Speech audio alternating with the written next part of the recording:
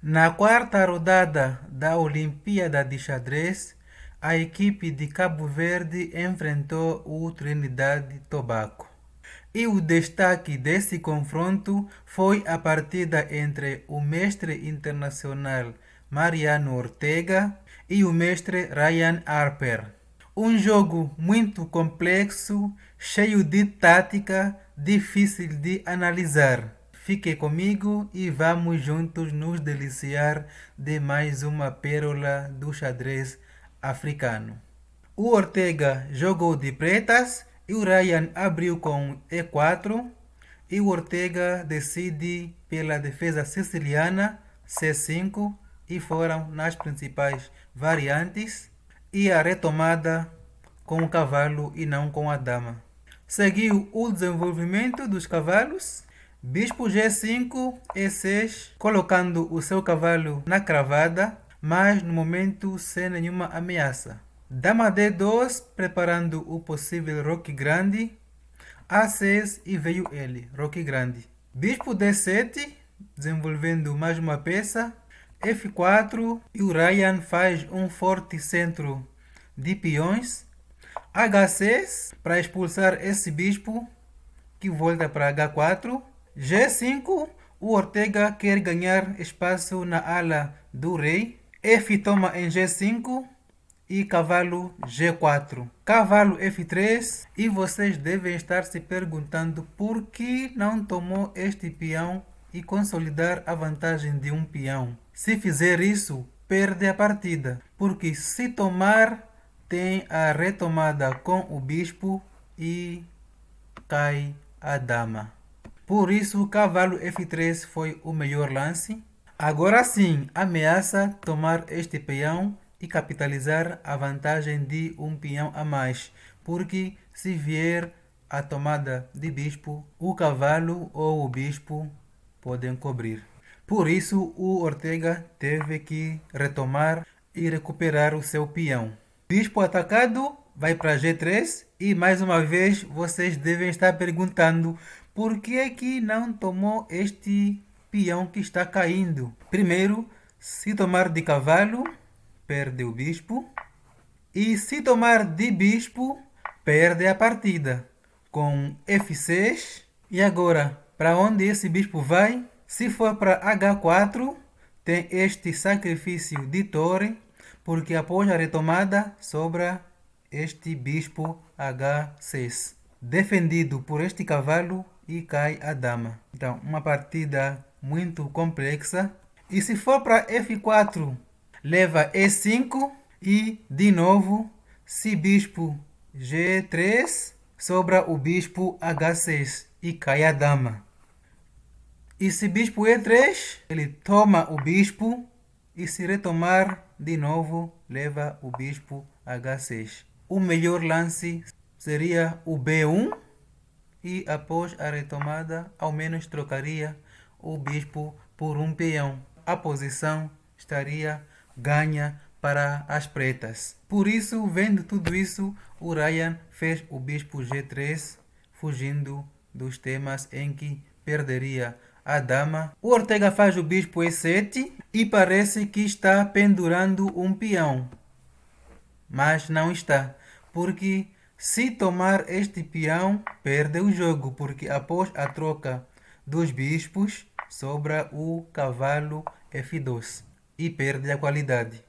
Por isso, o Ryan não caiu na armadilha e avançou com o H3, ameaçando capturar o peão depois que o cavalo sair. Só que o cavalo vai para E5, obstruindo o caminho do bispo, inclusive mesmo após as trocas dos cavalos. Seguiu o bispo D3, finalmente desenvolvendo o bispo branco. B5, agora o Ortega quer ganhar espaço no roque das brancas. Prevendo o B4, o Ryan tira o cavalo para E2. Dama B6, torre de HF1, bispo C6, de olho no peão de E4, futuramente quando não estiver defendido. Bispo F2, ganhando tempo sobre a dama, que volta para B7.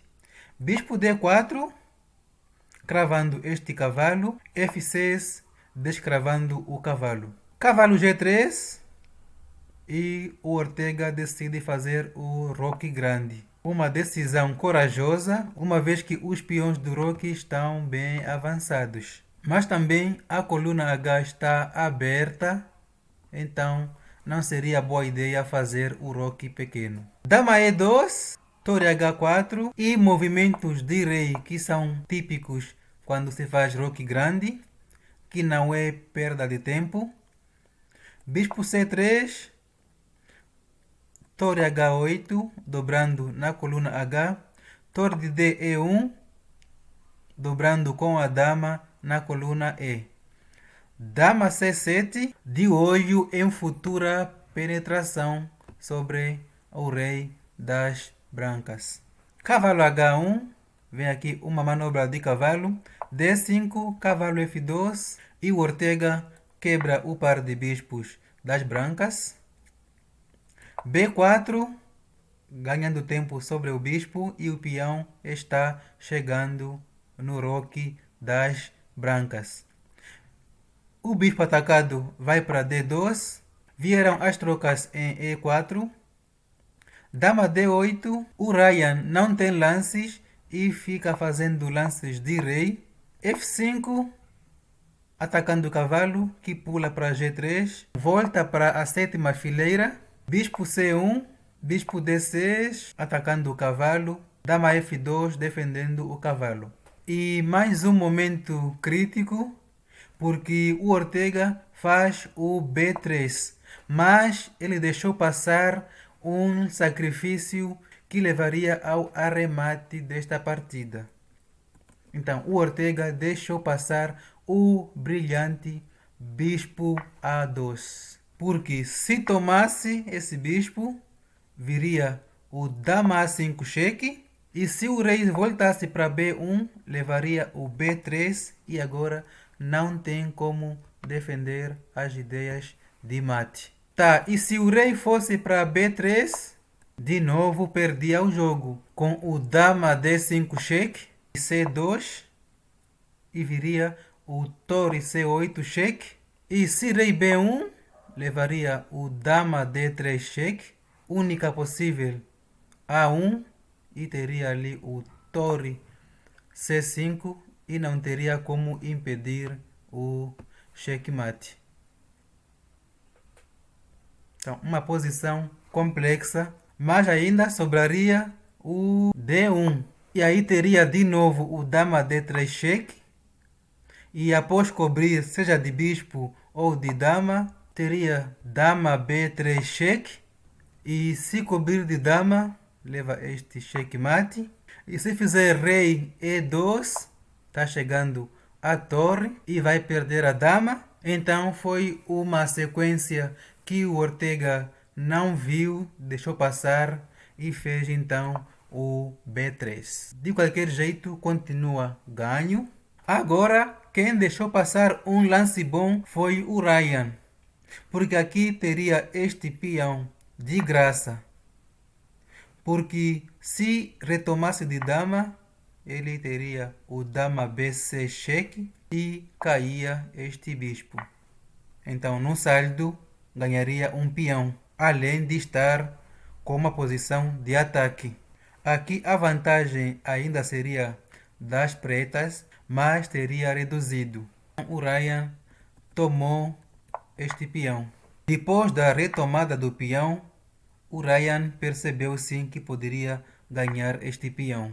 O Ortega percebeu o tema, então ignorou, avançou para o seu ataque. Aqui o Ryan percebeu os temas de checkmate, então colocou o bispo nesta diagonal, porque depois do torre C8, o bispo cobriu essa ligação entre a torre e a casa de C1, dando espaço de fuga do rei caso venha o A2 cheque. Dama A2 cheque veio do mesmo jeito e agora já tem uma casa de fuga. Vai poder respirar por alguns lances e veio este lindo sacrifício. E após avaliar a posição, o mestre Ryan abandonou esta partida. Mas abandonou por quê? Porque não dá mais. Mas é só tomar a torre. Se tomar a torre, tem checkmate de bispo.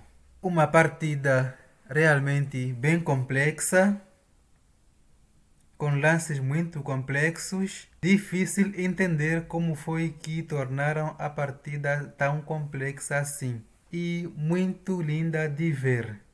Então, parabéns aos atores, principalmente ao mestre Ortega, que conseguiu um belo arremate, pontuando assim para o time Cabo Verde.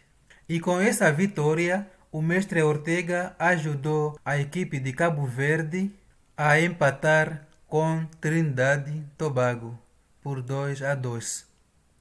Porque além dessa vitória, também teve a vitória do Mirula e as derrotas do Gil Teixeira e do Rodrigues. Em outro confronto, Moçambique perdeu de 1,5 a 2,5 para os Emirados Árabes Unidos. Os pontos para Moçambique vieram da vitória do Mateus Viajeiro e do empate do Donaldo Paiva, enquanto o Lourenço Napoleão e o Hamido Jamal perderam.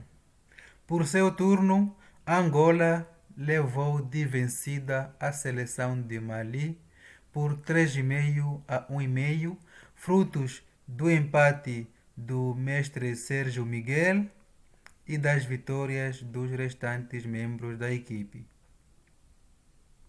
O Dias, o Domingo Júnior e do Lutuíma. Hoje o David Silva ficou na reserva. E em femininos, Moçambique perdeu para a Islândia por 3-1. O ponto de Moçambique foi marcado pela Sheila Sitoi. Já Angola também perdeu para as Filipinas por 3,5 a meio. E o empate foi conquistado pela Renelsa Antônio. Cabo Verde perdeu de 4-0 para Hong Kong. Nesta quinta rodada estão reservados os seguintes confrontos: Cabo Verde, Santa Lúcia, Moçambique, Ilhas Caimã, São Tomé e Príncipe, Fiji, e Angola encara o Egito, a melhor seleção da África, com os maiores jogadores da África.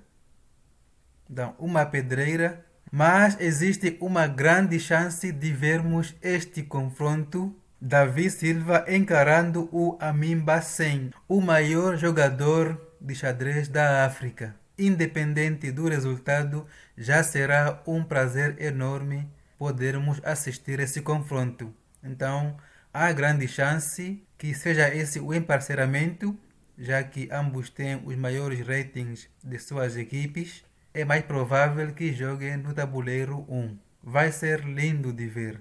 Boa sorte para Moçambique, Angola, Cabo Verde e São Tomé e Príncipe. Amanhã estaremos aqui para acompanhar esses belos duelos. Obrigado por ter assistido esse vídeo. Compartilhe, curta e se inscreva no canal caso não seja inscrito. E fique por dentro do xadrez africano. Até o próximo vídeo.